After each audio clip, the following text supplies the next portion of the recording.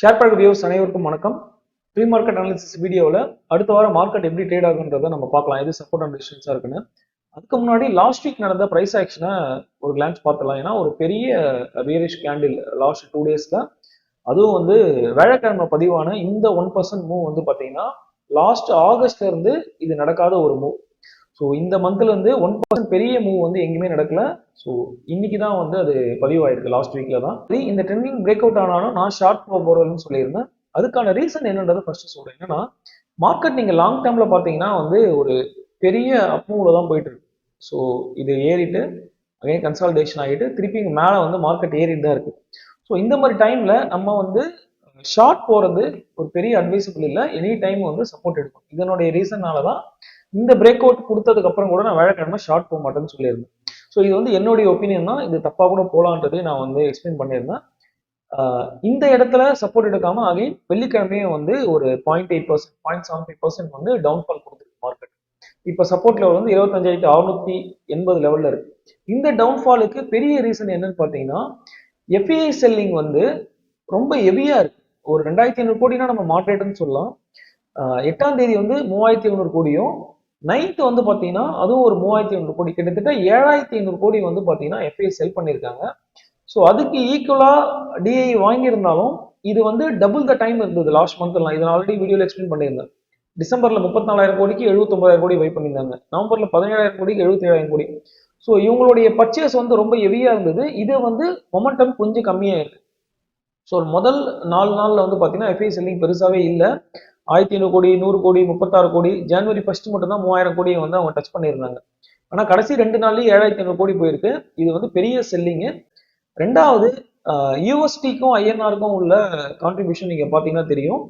கடைசி ஒரு 3 நாளைக்கு முன்னாடி புதன்கிழமெல்லாம் வந்து இம்ப்ரூவ் ஆயிட்டு இருந்த ட்ரெண்டு அகைன் இப்ப திருப்பியும் வந்து அதனுடைய வேல்யூவேஷனை கொஞ்சம் கொஞ்சமா இழக்க ஆரம்பிச்சிருக்கு. வெள்ளிக்கிழமை க்ளோசிங் வந்து பாத்தீங்கன்னா 0.14%, அதாவது 13 பைசா வந்து வேல்யூவேஷன் கம்மியா இருக்கு. திருப்பி 90 ரூபாய்க்கு மேல வந்து ட்ரேட் ஆயிட்டு இருக்கு. இது வந்து ரெண்டாவது காரணம். மூணாவது, இந்த எஃப்ஐஐ வெளில போறாங்க அப்படின்னா அதுக்கு ஜியோ பொலிட்டிக்கல்ல வந்து பாத்தீங்கன்னா நிறைய நெகட்டிவ் சென்டிமெண்ட்ஸ் இருக்கு. இது வந்து நம்ம பின் பாயிண்ட் பண்ணி வெனிசுலா அட்டாக் மட்டும் நம்ம சொல்ல முடியாது. அதுக்கு அடுத்தது 500% டேரிஃபுக்கு அப்ரூவல் கொடுத்துருக்காங்க. ஸோ இது வந்து பாத்தீங்கன்னா நம்ம வந்து ரெண்டாவது ரீசனா இருக்கலாம். அடுத்தது கிரீன்லாண்ட் ஆக்குபை பண்ண போறோம்னு சொன்ன ட்ரம்ப்போடைய இன்டர்வியூவா இருக்கலாம். இந்த மாதிரி ஜியோ பொலிட்டிக்கல் சுச்சுவேஷன் ஒர்ஸ் ஆகிட்டே இருக்கும்போது நெகட்டிவ் சென்டிமெண்ட் வந்துட்டு எஃப்ஐ உடைய அவுட்ஃப்ளோக்கு அதிகமான காரணமா இருக்கு. ஸோ இந்த ரீசன்னால தான் இந்த மாதிரி ஒரு பெரிய டவுன்ஃபாலை நம்ம மார்க்கெட் வந்து பார்த்துருக்கு. ஸோ இப்போ வந்து நமக்கு சப்போர்ட் அண்ட் ரெசிஸ்டன்ஸ் எதுவாக இருக்கும் அப்படின்னா, இப்போ இருக்கிற சப்போர்ட் வந்து பார்த்தீங்கன்னா 25,700 இருக்கு. அடுத்த சப்போர்ட் வந்து பார்த்தீங்கன்னா 25,400 லெவல்.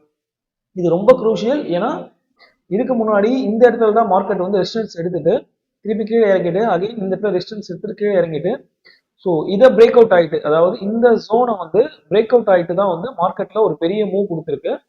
ஸோ இந்த பேட்டர்ன் படி பார்த்தீங்கன்னா இந்த இடம் திருப்பி வந்து ஒரு ரீடெஸ்ட் லெவலா நம்ம வந்து பார்க்கலாம். ஸோ இது வந்து இம்பார்ட்டன்ட் சப்போர்ட் மார்க்கெட்டுக்கு 25,400. ஸோ இந்த இடத்துலயும் சப்போர்ட் பிரேக் அவுட் ஆச்சு அப்படின்னா ரொம்ப ஒஸ்ட் கண்டிஷன் நம்ம மார்க்கெட் போயிட்டு இருக்குன்னு அர்த்தம். மோஸ்ட்லி இந்த சப்போர்ட் உடைக்கிறதுக்கான காரணங்கள் நான் கம்மியாக தான் பார்க்குறேன். நெக்ஸ்ட் வீக்கும் இதுல இருந்து நான் வந்து ஷார்ட் போகணும்னு கேட்டால் கண்டிப்பா போக மாட்டேன். ஏன்னா லாங் டேர்ம், அதாவது நீங்க வந்து 200 இமையை கூட வச்சு பாருங்க. லாங் டேர்ம்ல மார்க்கெட் வந்து ஒரு அப் ட்ரெண்ட்ல இருக்கு. ஸோ ஷார்ட் டேர்ம் ட்ரெண்ட் வந்து மாறிச்சு அப்படின்னா நம்ம வந்து சப்போர்ட்ல ஷார்ட் போறது ரிஸ்க். ஸோ இந்த இடத்துல வந்து ரெசிஸ்டன்ஸ்ல இருக்கு, நம்ம வந்து ஷார்ட் போலாமா அப்படின்னா நம்ம எதனா பாசிபிலிட்டிஸ் இருக்கா, நமக்கு ட்ரேட் செட்டப் வந்து நம்ம ஆல்ரெடி பேக் டெஸ்ட் பண்ணி ஓகே இருக்குன்னா நம்ம போகலாம்.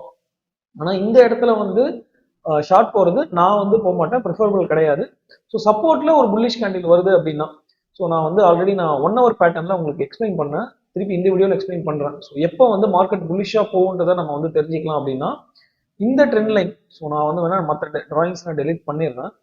இப்போ பார்த்தீங்கன்னா இந்த ட்ரெண்ட் லைனை வந்து மார்க்கெட் வந்து எப்போ பிரேக் அவுட் ஆகுதோ அப்சைட்ல அந்த டைம்ல நம்ம வந்து போகலாம். அதே மாதிரி இன்னொரு confirmation higher highs higher lows வந்து ஃபார்ம் ஆகணும்னு சொல்லியிருக்கேன். ஸோ அது வரைக்கும் நான் வந்து புல் சைட் போக மாட்டேன். இதை பிரேக் அவுட் பண்ணிட்டு ஒரு லோ கொடுத்துட்டு இல்லை ரீட்ரேஸ் ஆச்சுன்னு கூட நீங்க வச்சுக்கலாம் ட்ரெண்ட் லைன்ல. அதுக்கப்புறம் திருப்பியும் வந்து இந்த ஐயை பிரேக் பண்ணிட்டு மேலே போகணும்.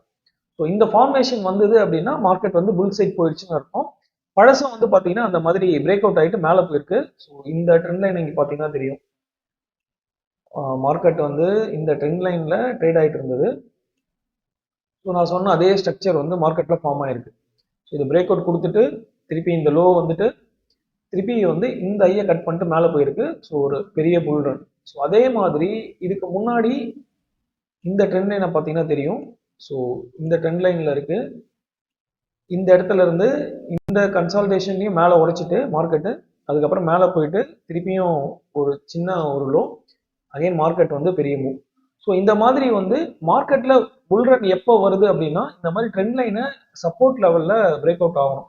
இந்த மாதிரி வந்ததுன்னா மார்க்கெட் வந்து அடுத்த புல் மூவும் நம்ம எக்ஸ்பெக்ட் பண்ணலாம். அது வரைக்கும் காஷியஸாக ட்ரேட் பண்ணுறது தான் வந்து சேஃப் ஆப்ஷன்.